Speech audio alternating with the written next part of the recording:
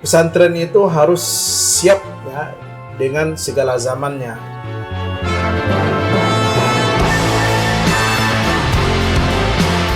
Karena prinsipnya menjadda wajar. Ya.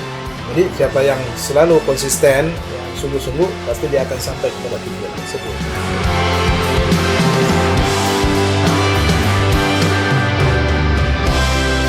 Bagi kami, keberhasilan santri kami ketika bisa mereka bermanfaat untuk orang lain. Jadi kami tidak mengukur dengan harus KPM tinggi, harus dengan nilai istimewa, tidak. Bagi kami, keberhasilan kami ketika anak kami sudah bisa bermanfaat untuk orang lain. Pagi berganti waktu memelukmu.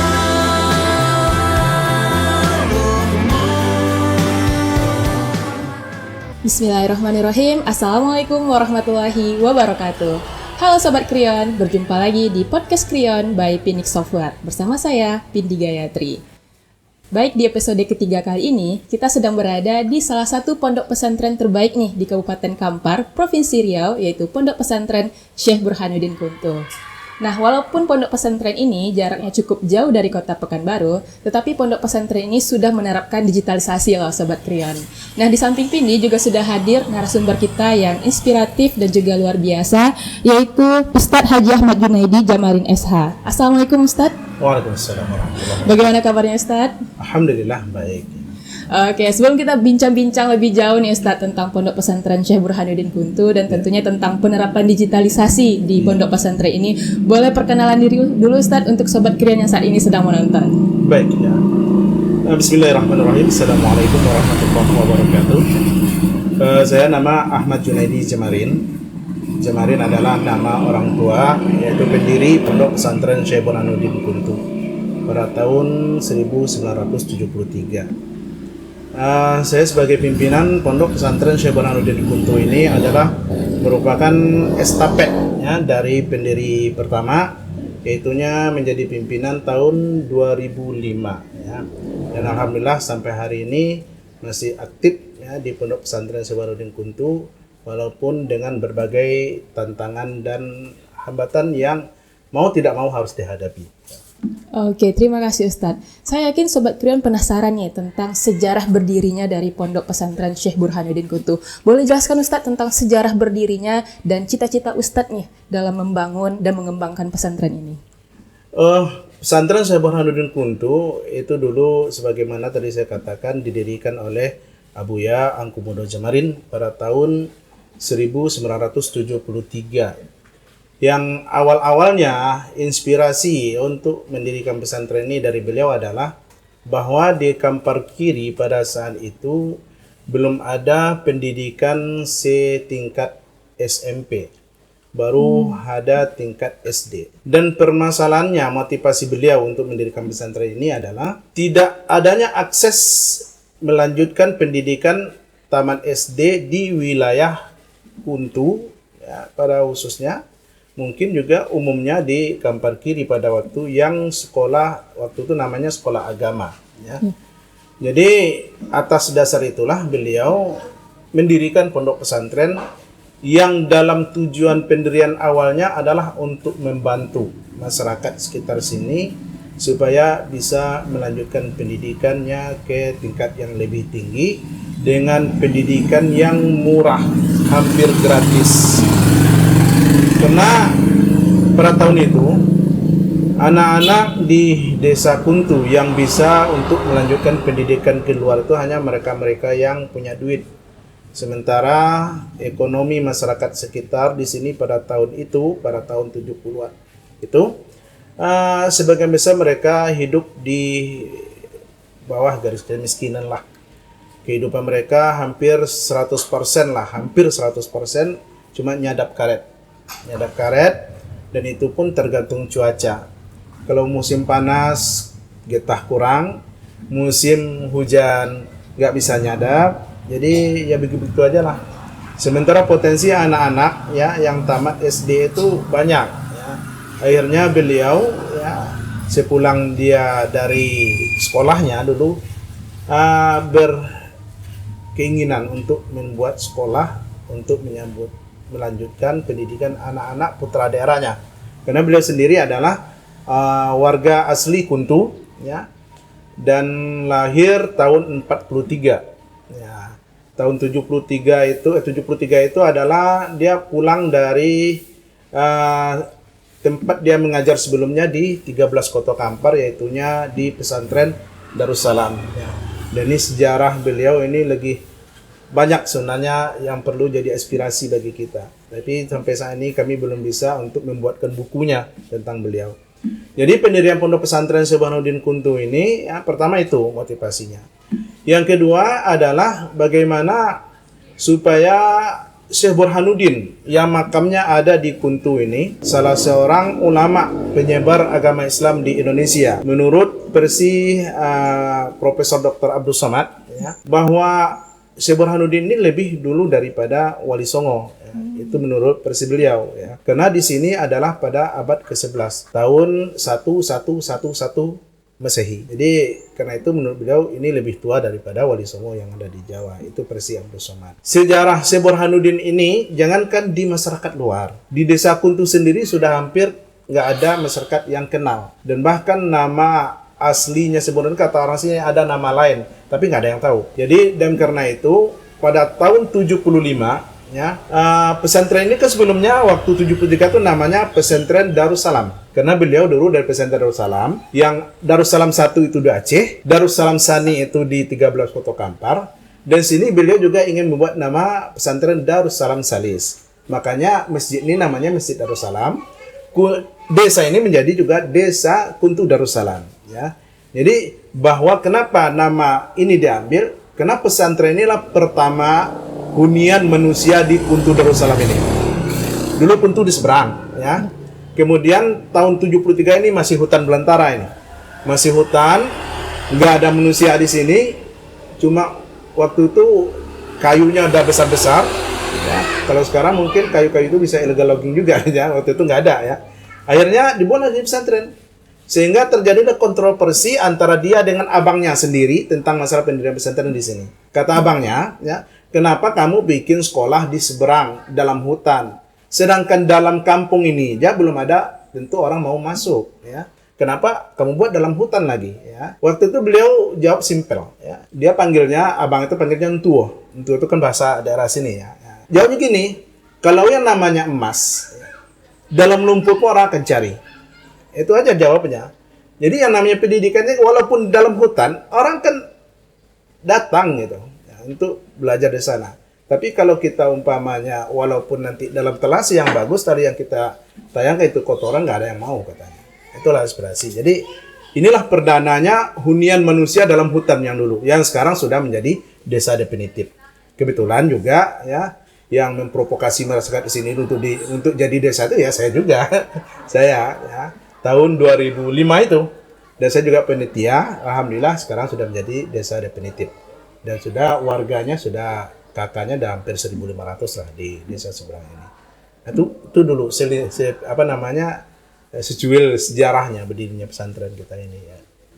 Baik, terima kasih Ustadz. Jadi untuk tahun berdirinya sudah cukup lama, yaitu dari tahun 1973 ya Ustadz. Iya, benar. Dan memiliki sejarah historis yang cukup menarik nih Sobat Kriyon. Karena pada waktu itu, pada tahun 1973, belum ada pendidikan yang setara tingkat SMP Di daerah sini. Dan juga ada perjuangan dari tokoh Syekh Burhanuddin Kuntu dalam memperjuangkan dan menyebarkan nilai-nilai Islam. Sampai saat ini, sampai tahun 2025 nih Ustadz, Pondok Pesantren Syekh Burhanuddin Kuntu tentunya memiliki sejarah yang cukup panjang dan memiliki perubahan yang signifikan. Nah, boleh diceritakan nih Ustadz, perubahan yang signifikan di dalam pondok pesantren, baik itu dalam sistemnya ataupun kegiatan sehari-harinya. Baik.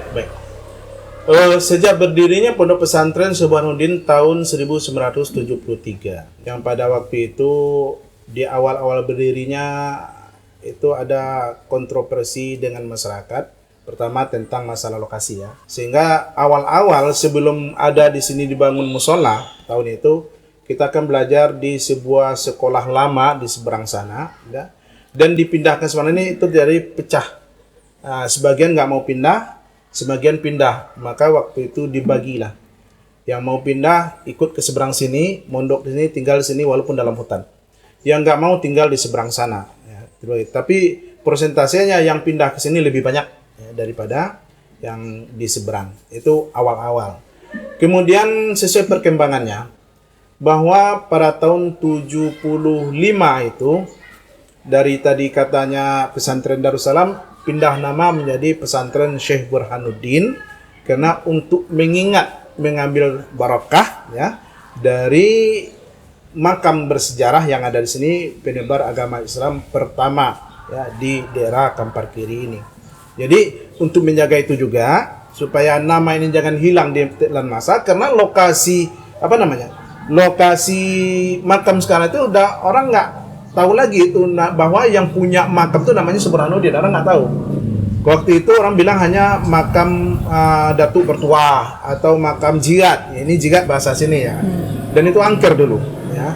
Jadi kita orbitkan lagi nama ini supaya dikenal. Itu pertama. Kemudian dalam perkembangannya ya, pesantren kita tahun 73 itu yang muridnya mungkin belasan orang, itu sampai reformasi boleh dikatakan jalan di tempat. Kemudian juga perkembangan pesantren pada tahun 73 itu ditandai dengan satu bangunan musola ukuran 6x8, yaitu terbuat dari papan dan atap daun rumbia, atap daun 7/8, dan itu bertahan selama rumbia bertahan ya 3 tahun ya. 73 ya 2 tahun ya, 74 75 habis atap ya, karena cuma daun cuma ini gitu. Tahun 75 cobalah ya, dengan patungan dengan murid-muridnya, dengan ibu-ibu pengajiannya, dapatlah beli atap seng. Digantilah atap seng tahun 75. Musola ukuran 6x8 dengan dinding kayu papan gitu. Itu pertama perkembangan awalnya. Kemudian dilanjutkan dengan swadaya masyarakat ya, bagaimanapun tetap berjalan step by step lah, sedikit-sedikit tapi tidak signifikan. Sampai pada tahun 85 ya, 85 baru bisa merubah musolah itu menjadi musolah permanen dengan dibantu oleh bukan pemerintah, dibantu oleh pribadi Korem. Bukan baru waktu itu. Korem berapa lupa saya ya, dibantu 100 sak semen. Waktu itu dapat 100 sak semen, dibuatlah musola permanen yang sekarang masih ada, nggak berubah bentuknya, itu jadikan monumen itu, nggak dirubah lagi. Jadi buat musola itu dengan gotong royong seluruh santri, arsiteknya adalah pimpinan pesantren waktu orang tua kita, dan itu masih bertahan sampai saat ini bisa disaksikan ya, dan itu desain segalanya dia yang buat. Itu tanda dari perkembangannya, itu bukti bahwa santri dulu tuh kreatif. Bisa bikin musola dengan gotong royong, dengan tanpa bawa arsitek. Itu beton semua, sampai atas. Gotong royong per hari. 7 orang per hari, 7 orang per hari. Sampai selesai. Ya. Dengan semen yang dikasih 100 sak, dan materialnya gotong royong. Kerikil diangkut dari bawah sana, pakai karung, dan lain sebagainya. Perkembangan. Dan terus berjalan begitu-begitu aja. Sebelum reformasi sampai saya berangkat ke Kairo. Sepulang dari Kairo, pesantren ini seperti itu juga, nggak ada perkembangan yang signifikan. Tahun 9 ya, sepulang dari Kairo lah, tahun 96 kalau nggak salah, ada inisiatif dari beberapa tokoh masyarakat di sini untuk membantu ruang kelas ya, 3 ruangan yang tuh di depan kita ya, bisa dilihat itu. Masyarakat sebenarnya mereka patungan, dapatlah mereka beli material dan dibuatlah bangunan. 2 itu sajalah dulu ruangan kita sampai reformasi, nggak ada bertambah, cukup 2 itu saja. Sementara murid bertahan hanya sekitar 100 atau 120 orang, nggak nambah-nambah. Kenapa? Karena waktu itu kita jangankan tuh dapat bantuan, didaftarkan aja sekolah ditolak terus, diajukan pendaftaran, daftarkan ditolak karena alasan politik yang tadi ya. Makanya karena sekolah tidak terdaftar, ya, kita kan nggak bisa keluarkan ijazah. Bagaimana santri-santri kita ini supaya bisa melanjutkan sekolah? Mau tidak mau kan mereka harus punya ijazah, mau melanjutkan keluar. Nggak mungkin tamat di sini nggak ada nggak ada bukti ijazah, nggak apa, akhirnya dicarilah solusi waktu itu oleh orang tua kita, oleh pimpinan, untuk kerjasama dengan sekolah SMP. Buatlah di sini sekolah SMP terbuka. Itulah dulu ijazah anak-anak kita. Jadi mereka belajar di pondok ini, dan untuk pelajaran umum mereka dikasih modul, kemudian waktu ujian mereka gabung dengan SMP. Itu ijazah sebelum reformasi. Setelah itu untuk ijazah aliyah gimana? Mereka yang mau kuliah segala macam, ya. Ini kan juga problem. Karena dulu nama ini masih berafiliasi dengan Perti, salah satu organisasi keislaman, Perti juga, yang hari ini alhamdulillah bangkit lagi, ya. Maka dimintalah belangko ijazah ke pesantren Candung yang di Bukit Tinggi. Belangko yang dikasih orang itulah yang dikasih sama anak kita. Dan itulah yang dipergunakan oleh anak-anak untuk lanjut pendidikannya, mana yang tamat di sini untuk kuliah. Ya. Pada tahun 2005 itu, ketika kami disuruh diamanahkan menjadi pimpinan, berupayalah untuk membuat terobosan-terobosan, ya, bagaimana sekolah ini bisa terdaftar dan diakui pemerintah dan dapat pula dana BOS seperti orang-orang, gitu. Ya. Sebelum itu kan ada dana. Sebenarnya gimana dana operasionalnya sekolah? Itu dari emak-emak, ya, yang mewakafkan. Ada yang wakaf pohon kelapa, ada yang wakaf pohon jengkol, ada yang wakaf macam-macam. Pisang juga pohonnya, buahnya diambil dan dijual. Itu bertahun-tahun seperti itu. Antusias masyarakat membantu pesantren ini yang diwakafkan batangnya, pokoknya, ya. Jadi ada jengkol juga. Jadi kadang-kadang nanti akhir tahun datang wali murid simpatisan kita, ini Buya, ini jengkol kita kemarin dapat duit 50.000 dikasih. Itulah operasionalnya sebelum kita terdaftar dulu, ya. Jadi tahun 2005 itu, ya, kami berupaya dengan adik-adik semuanya, saya sebagai pimpinan, adik-adik kami semuanya, guru-guru berupaya bagaimana untuk pesantren ini kita daftarkan dulu, ya, supaya nanti bisa ada pengakuan dari pemerintah, tidak seperti sekarang ini. Akhirnya tahun itu kami berjuang lah mendaftar. Alhamdulillah sudah terdaftar lah, ya. Karena kalau nggak salah reformasi tahun 98, ya. 98 ke 99, Ustaz. Iya, reformasi tahun 899, ya. Jadi setelah reformasi kan hilang, yeah, semua ikatan, semua tekanan dari politik-politik itu habis semuanya, ya. Begitu reformasi bergulir pertama, kami dapat bantuan lah dari pemerintah waktu itu, sebuah gedung yang 2 lantai ini dari pemerintah Kabupaten Kampar. Itu kami dapat perdana bantuan pemerintah sudah puluhan tahun berdiri, 73 sampai 9798. Mulailah kami mengatur pesantren ini, buat terobosan, didaftarkan dulu. Alhamdulillah terdaftar. Tapi setelah terdaftar tidak cukup terdaftar saja. Tentu harus ada lagi satuan pendidikan yang harus diakui, ya. Kalau pesantrennya aja ya mungkin bisa pengajian, bisa juga PTQ, itu bisa. Cuma kan yang pendidikan belum. Maka diuruslah segalanya. Waktu itulah terbitnya namanya pendidikan pesantren Salafiyah. Jadi pesantren Salafiyah itu sistem pendidikannya, bukan pesantren itu aliran, ya. Ada namanya pendidikan pondok pesantren Salafiyah. Salafiyah itu adalah metode, bukan aliran. Kita ambillah itu, yang pendidikan Salafiyah, yang belajarnya bebas, ya, kurikulumnya bebas, tapi mereka nanti diikutkan ujian nasional. Perdananya, Salafiyah ujian nasional, ya, di Riau adalah pesantren Syekh Burhanuddin Mutu. Karena kita tidak masuk ke sekolah formal seperti madrasah sanawiyah, madrasah aliyah, nggak masuk. Kenapa nggak masuk? Ya, sementara pesantren lain hampir semuanya mereka mengelola madrasah. Ada MTS, ada MA-nya. Sebenarnya nggak mau. Kenapa? Karena berdasarkan pengamatan dari orang tua kita, kebanyakan mereka memasukkan sistem madrasah ke pesantren itu adalah untuk menarik murid. Menarik murid supaya orang masuk, karena ada ijazah. Tapi nanti setelah madrasah masuk ke pesantren, yang maju itu madrasahnya, yang pesantren tetap juga tertinggal. Dia nggak mau seperti itu. Ini yang harus kitabnya. Karena pelajaran pesantren itu kan kitabnya, kitab turos, ya. Kalau Jawa bilang kitab kuning, ya, kitab kuning, ya. Kalau kita namanya kitab turos. Yang beliau inginkan itu bukan banyak muridnya, tapi orang yang memang betul-betul ingin berminat kepada kitabnya. Itu yang benar-benar. Sehingga nggak mau dia masukkan madrasah. Dapatlah pola Salafiyah. Akhirnya kita masuk di pola itu, pesantren Salafiyah. Ikut ujian nasional pertama pesantrennya di Riau kita.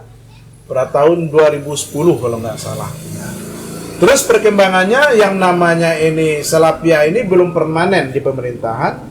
Ya ganti-ganti, gonta-ganti, akhirnya sekarang terbitlah yang sudah permanen itu namanya pendidikan dinia formal. Dan kita generasi pertama yang melaksanakan dinia formal di Provinsi Riau. Sementara hari ini dari lebih 500 pesantren di Riau yang melaksanakan kegiatan pendidikan dinia formal, satuan pendidikan dinia formal itu hanya 6 pesantren kalau nggak salah. 1 di Pekanbaru pesantrennya, kemudian 5 di Kampar. Burhanuddin, Darun Nahdha, Ansar Sunnah, Nagabrali, Al Hidayah ya. Cuma itu. Di Riau cuma 6 pesantren inilah yang melaksanakan pendidikan dinia formal.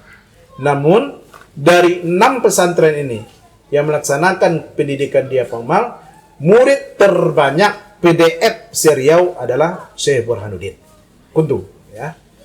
Karena yang lain itu dia ada mengelola madrasah, kemudian ada di situ jurusan PDF-nya, formalnya. Ya. Kemudian data-data ujian itu ya hampir yang lain itu hanya puluhan.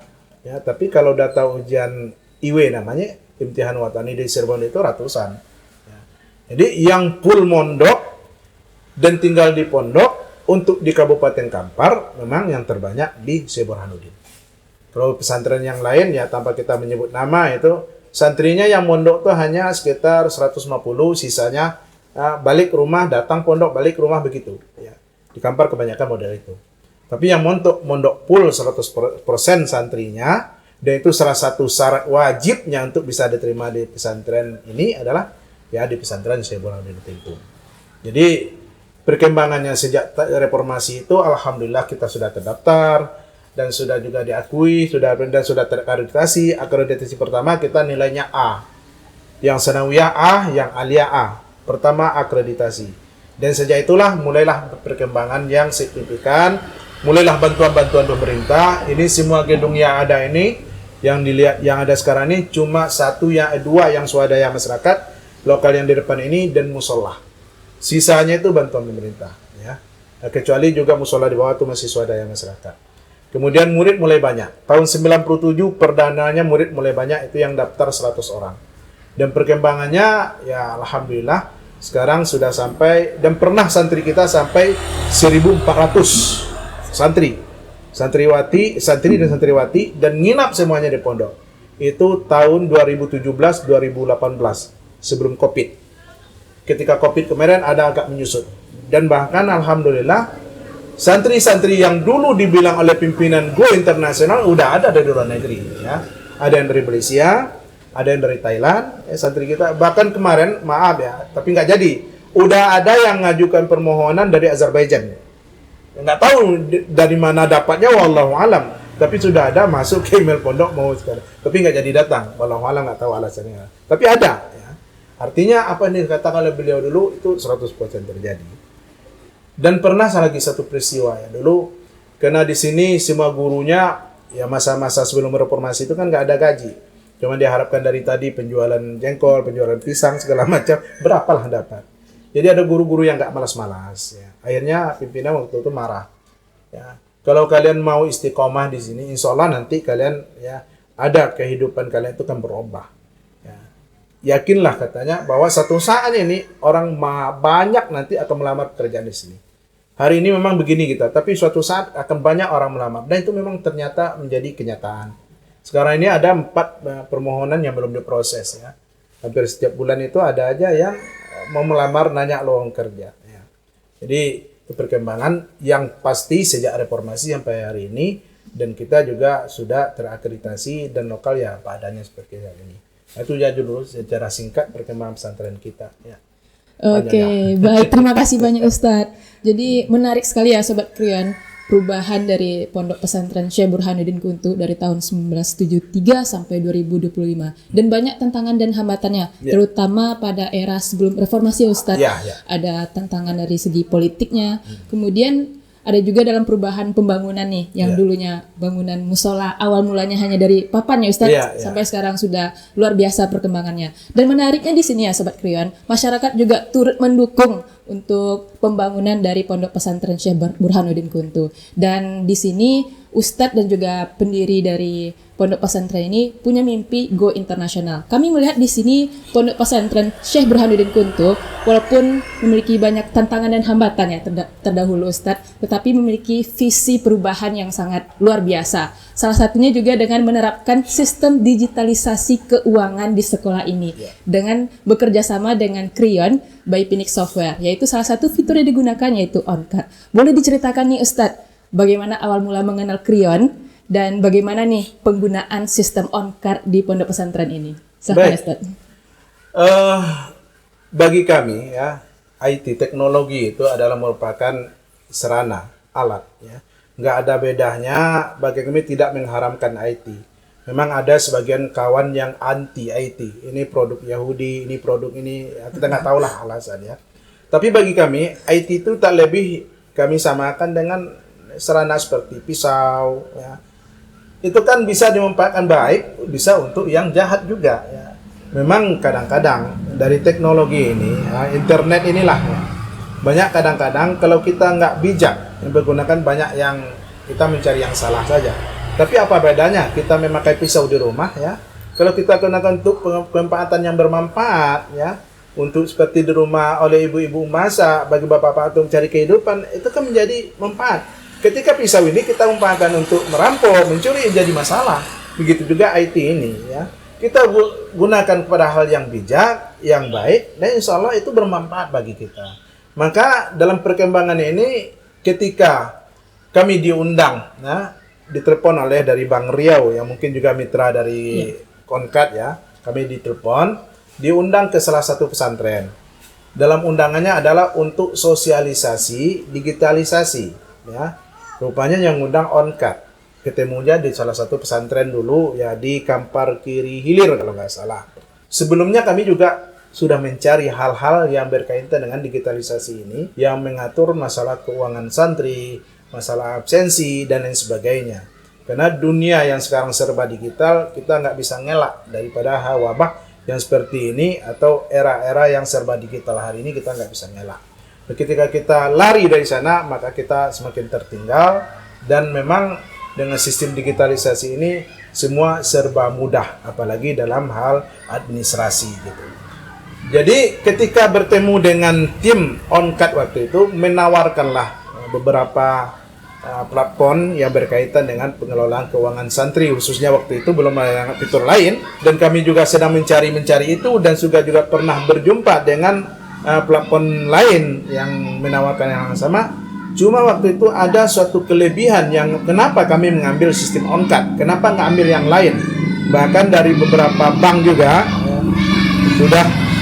sudah datang sini menawarkan ya. Kalau nggak salah 2 bank ya, tanpa menyebut nama lagi itu, datang menawarkan hal ini.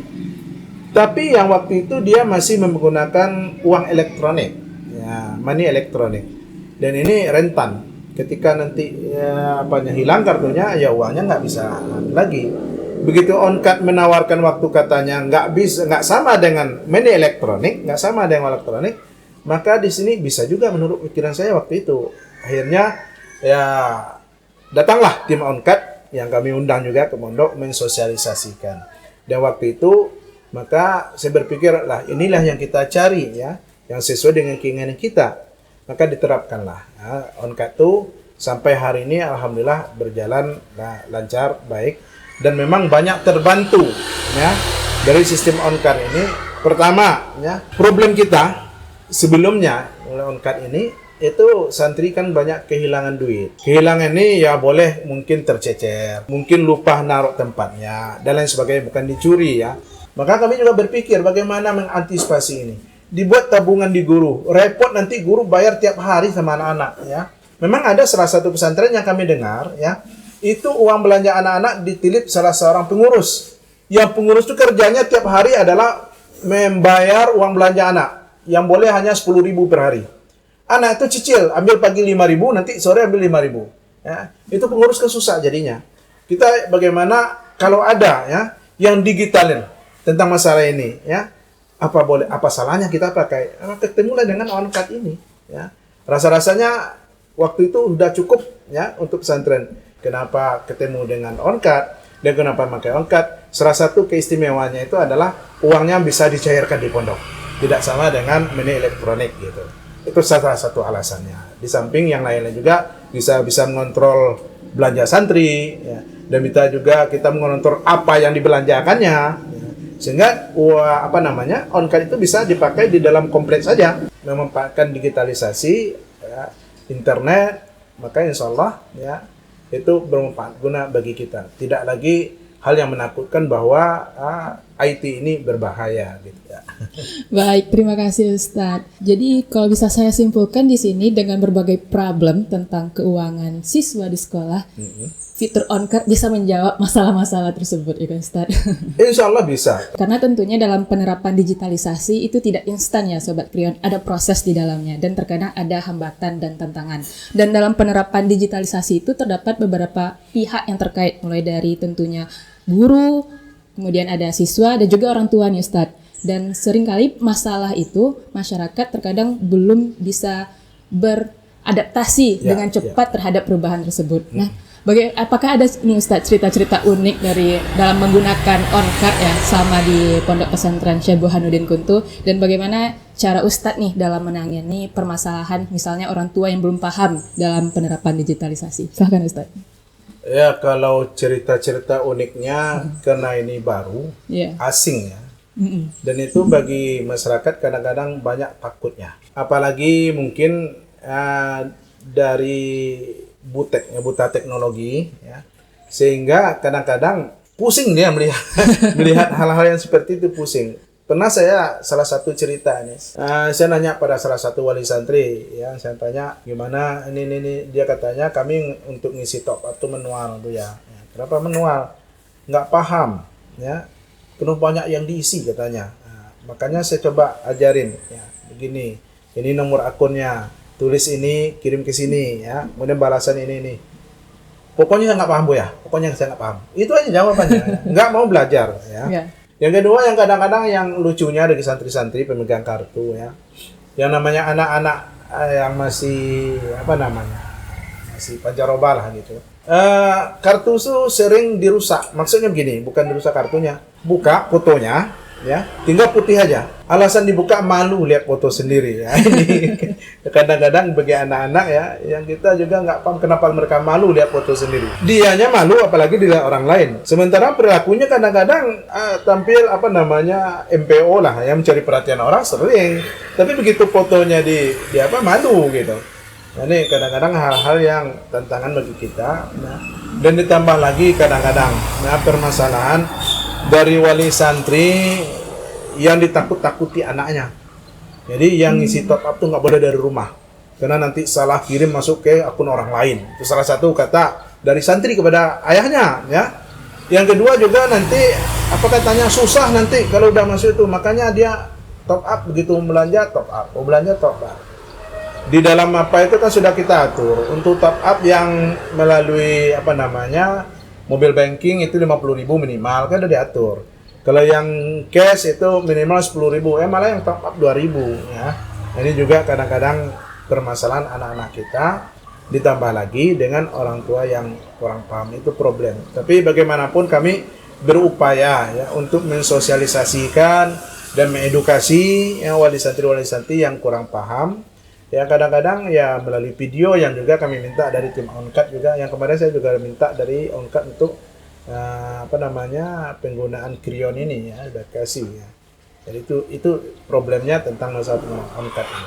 Baik, terima kasih banyak Ustadz. Tentunya dengan penerapan digitalisasi nih Sobat Kriyon di sini kami juga mempunyai misi, tidak hanya sekedar sistem atau penyedia sistem ya Ustadz. Kami juga punya misi untuk bisa memberikan edukasi digitalisasi nih terhadap masyarakat dengan tagline kami yaitu Transforming Education with Digital Solutions. Karena tanpa dukungan dari seluruh stakeholders, maka tidak mungkin bisa diterapkan digitalisasi tersebut. Maka dari itu edukasi adalah salah satu upaya yang terus kami lakukan nih Ustadz, baik itu sosialisasi ke orang tua ataupun dengan pihak-pihak sekolah.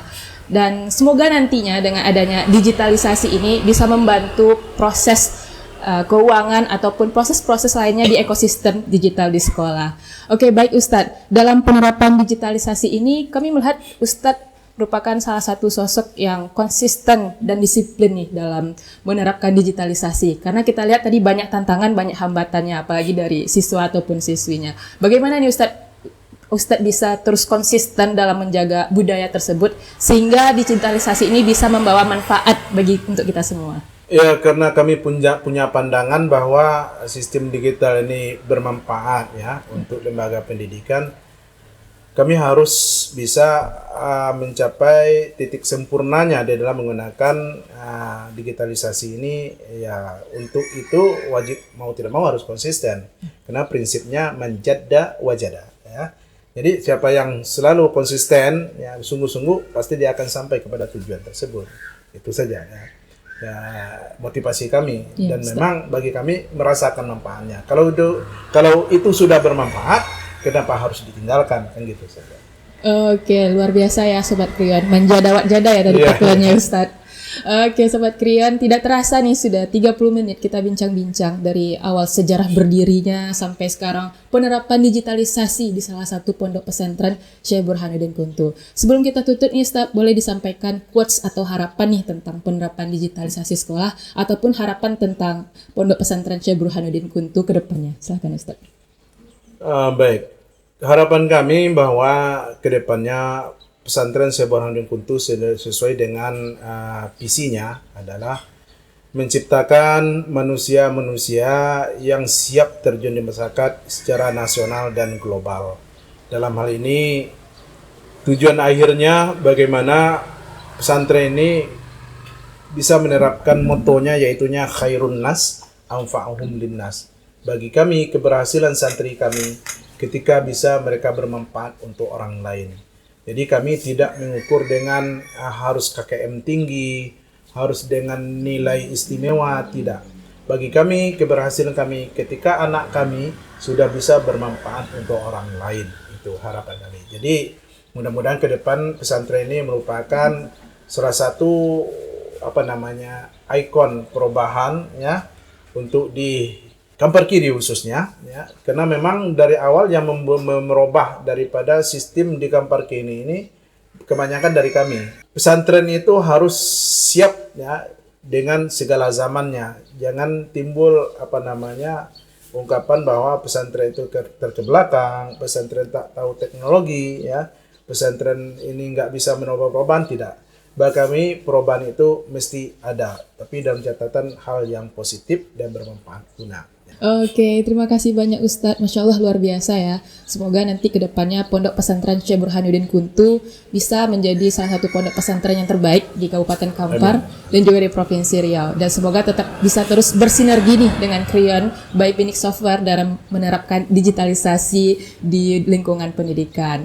Baik Sobat Kriyon, terima kasih sudah menonton podcast kita pada hari ini. Terima kasih kami ucapkan kepada Bapak Haji Ustadz Junaidi telah bersedia menjadi narasumber kita pada hari ini. Semoga nantinya pembicaraan ataupun masalah-masalah yang kita bahas bisa menjadi motivasi bagi kita semua dalam menerapkan digitalisasi di lingkungan pendidikan. Terima kasih kami ucapkan. Saya Pindi Gayatri, pamit undur diri. Terima kasih. Assalamualaikum warahmatullahi wabarakatuh.